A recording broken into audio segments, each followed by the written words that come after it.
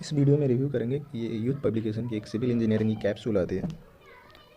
ये एक छोटी सी बहुत पतली सी बुक है, क्विक रिवीजन के लिए इन्होंने बना रखा है इसको। तो ये हो सकता है और भी इंजीनियरिंग डिपार्टमेंट्स के लिए आते होंगे, बट मैंने सिविल का खरीदा है तो मैं सिविल का रिव्यू कर रहा हूँ। आप अपने अपने डिपार्टमेंट का देख सकते हैं। तो चलिए इसमें क्या है और किसको ये लेना चाहिए या नहीं लेना चाहिए।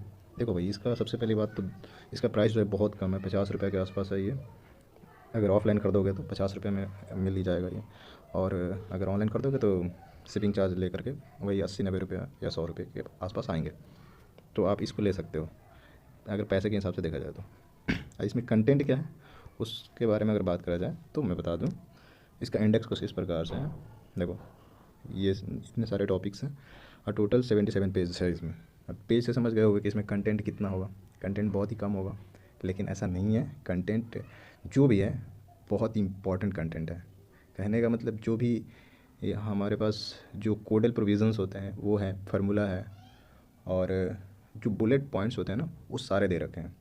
इसको आप एक हैंड बुक समझने की गलती ना करना, क्योंकि ये हैंड बुक नहीं है, ये क्विक रिवीजन के लिए बनाया गया है। आप अगर सपोज जिस भी डिपार्टमेंट से हो, आपने उससे पूरा रिवीजन कर रखा है, पढ़ रखा है, उस लास्ट टाइम जब आप एग्ज़ाम देने जा रहे हो उस टाइम के लिए ये आपके लिए बहुत बेनिफिशियल होगा, क्योंकि इसमें आपको टेबल के हिसाब से डेटा मिल जाएगा। टेबल बना करके इन्होंने जितने भी डेटा है वो रख रखा है, लिख रखा है, जो कि डायरेक्ट एग्ज़ाम में पूछे जाते हैं। जैसे मैं एक दो एग्जांपल दिखा रहा हूँ एक दो सब्जेक्ट से कि इन्होंने कैसे दे रखा है।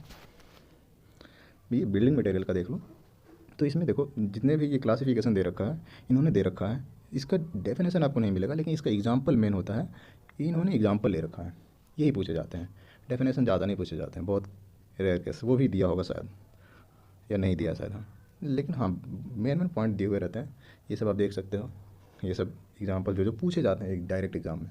जैसे कि एसएससी जेई हो गया, या फिर कोई स्टेट जेई हो गया, एई हो गया, ये सब एग्ज़ाम में ये एग्जाम्पल्स डायरेक्ट आते हैं।